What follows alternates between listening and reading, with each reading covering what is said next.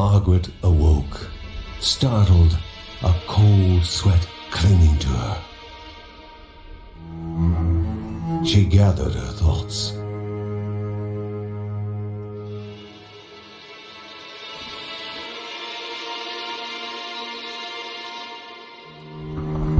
Aged wood creaked, echoing through the quiet rooms.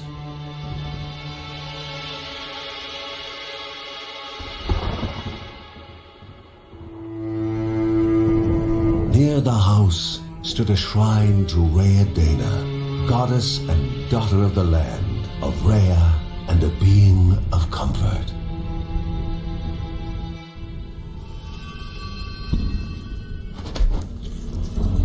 Margaret sought answers. But the goddess did not speak. There was only the faint whisper of something dark, something hungry.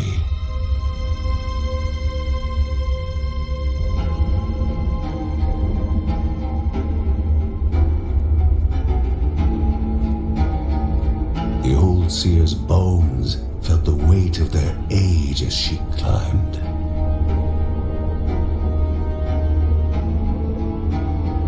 The only thought on her mind, has it begun again?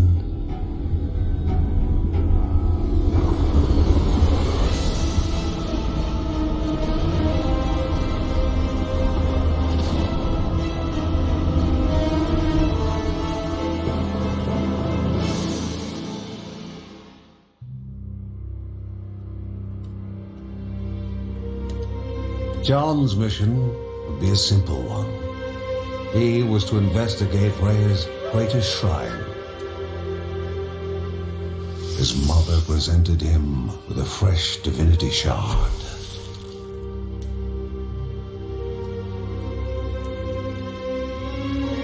From his brother came a newly sharpened sword.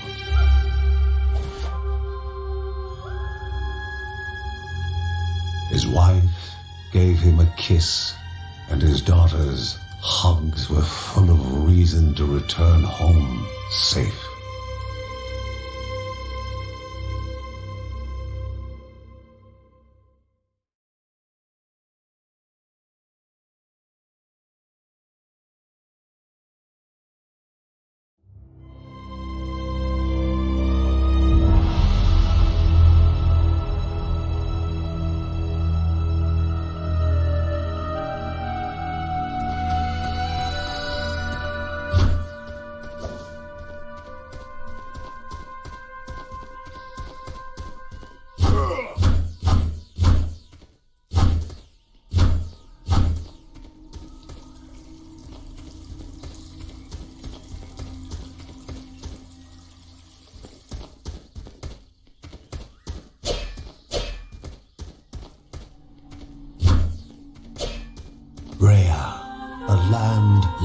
Forgotten, a place of unimaginable beauty.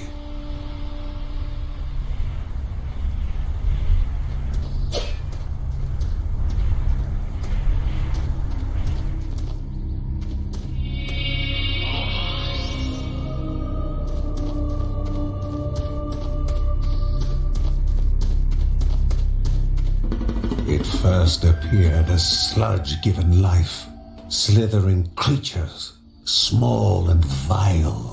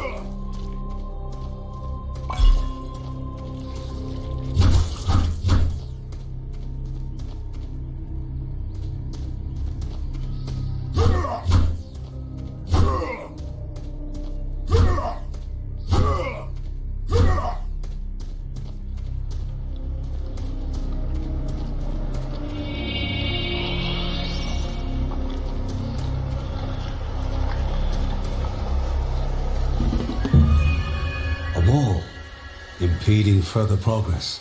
A battle was certain.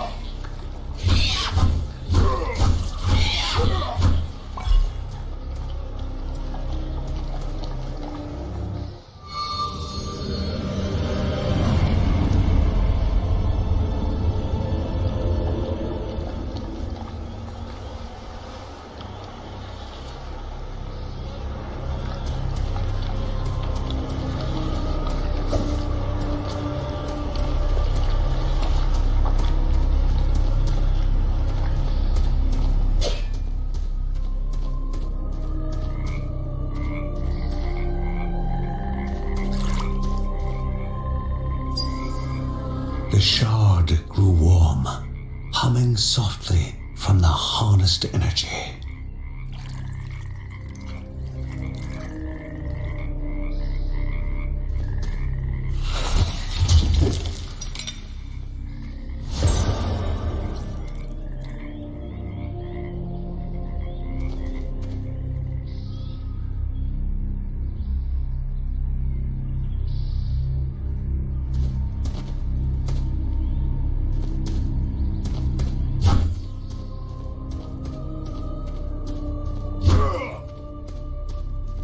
Before him was now one more dangerous than those that came before.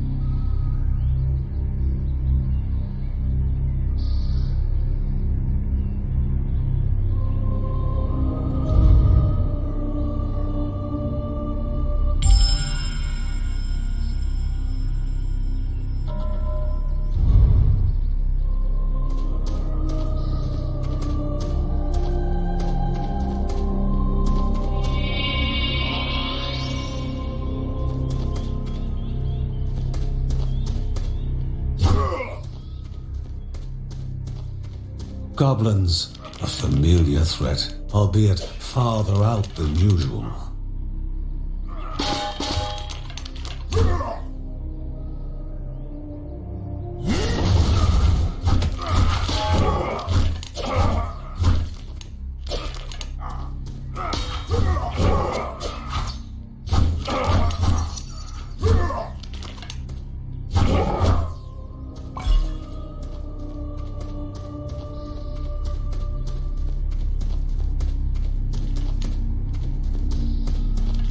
Inherently violent and ill-bade, the goblins were an unfocused but constant threat.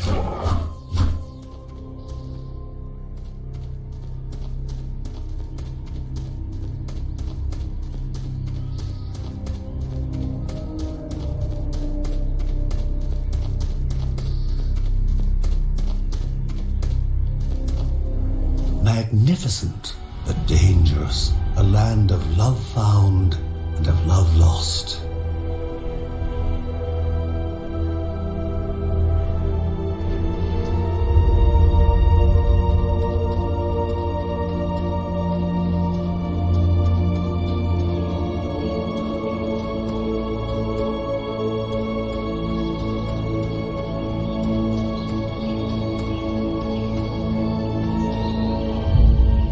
Before him was sacred ground, left untouched in days gone by.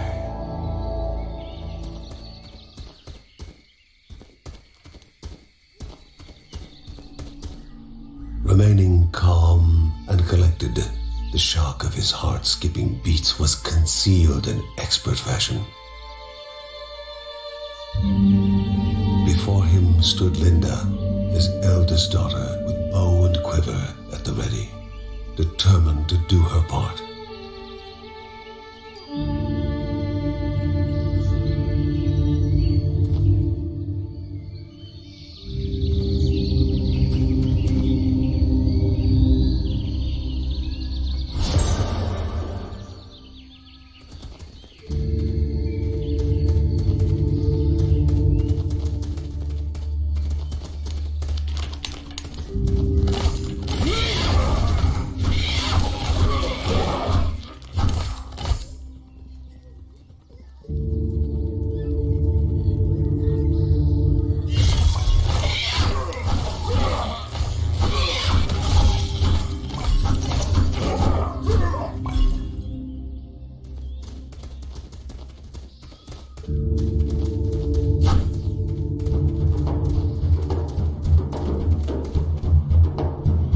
Before the Guardians were not beasts feeding, but monsters consuming, destroying others. They corrupted and distorted, creating even more hungry husks.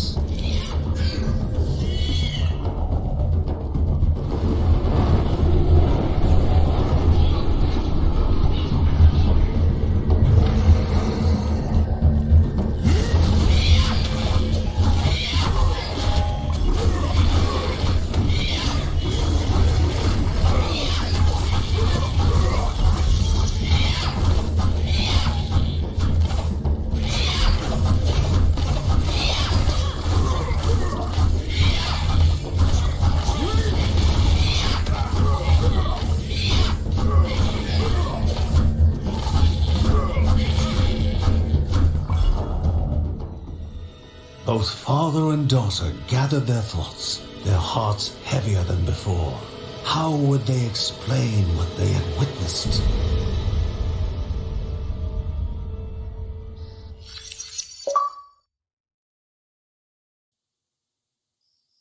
The ancient tree had been cut down. Together, father and daughter described the horror, the creatures dripping with decay that slithered into bodies stuck between life and death to bolster their ranks. Grandma Margaret confirmed what they all feared. It was the corruption, a cruel entity spoken of only with hushed voices, an ocean of darkness that flowed from the top of Mount Morta. And the Bergsons' duty was to stand against this devouring deluge of death. Kevin was also eager to do his part in the family's fight, especially when his older brother Mark was off somewhere. He was as much a guardian of their mountain home as any of them. She stood. If they were to reach the summit and destroy this evil, as the Bergsons of old had done in the past, they would need the assistance of the sanctuary.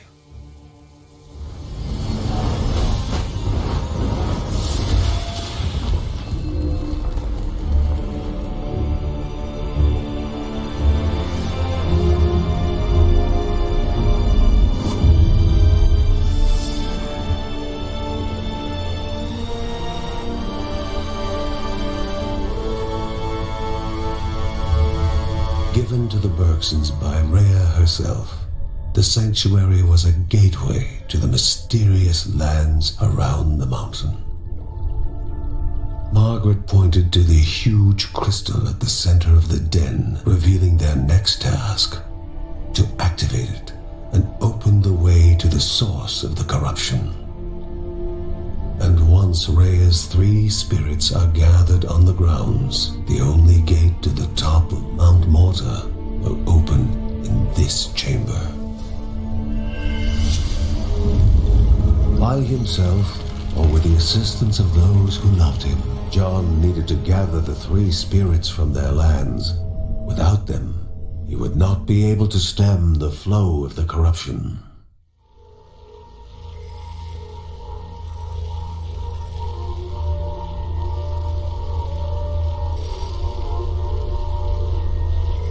souls of Anaiadaya must be here, for she needs to be found.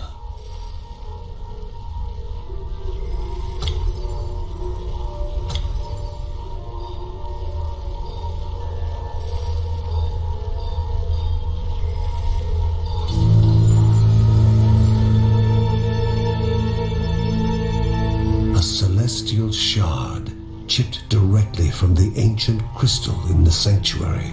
It would be the Bergsons' lifeline, a tether to pull them back home before death's fateful whisper.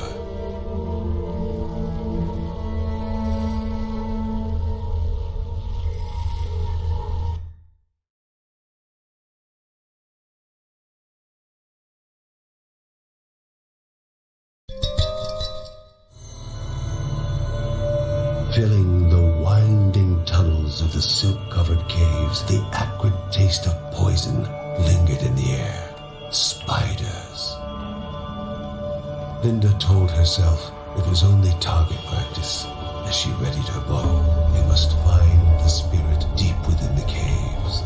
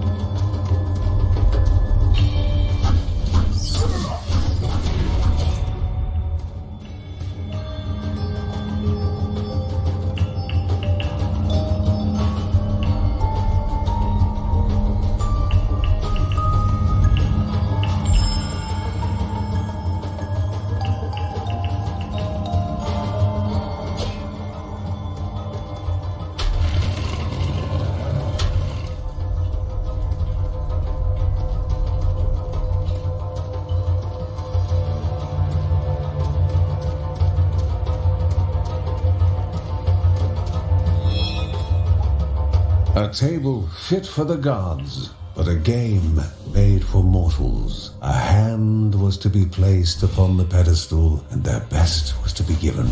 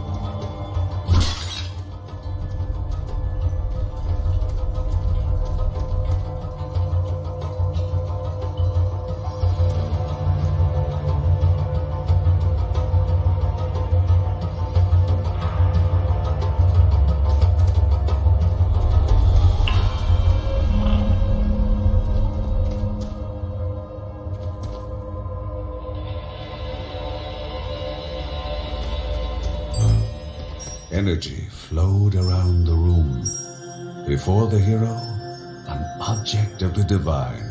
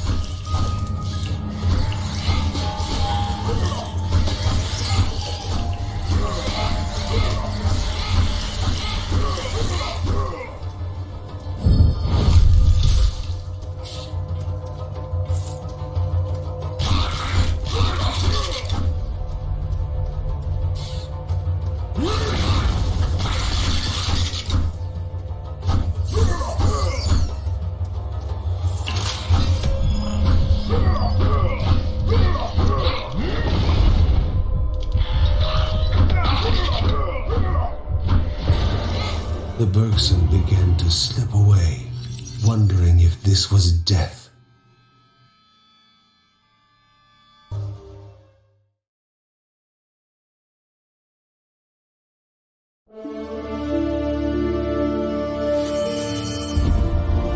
They gasped for air as the celestial shard brought them back, a sensation no hero could become accustomed to.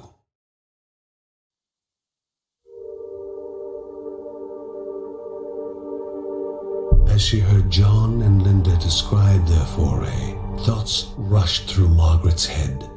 The corruption had amplified the creature's wickedness, and no longer were they part of the harmony, the rare. With the new threats looming, Margaret asked Ben to prepare his workshop.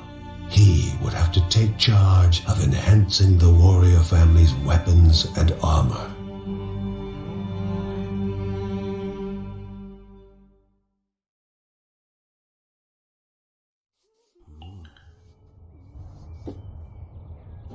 Uncle Ben reached out to the familiar warmth of the forge. If they were to reach the top of Mount Morta, their equipment would need to be of the highest quality.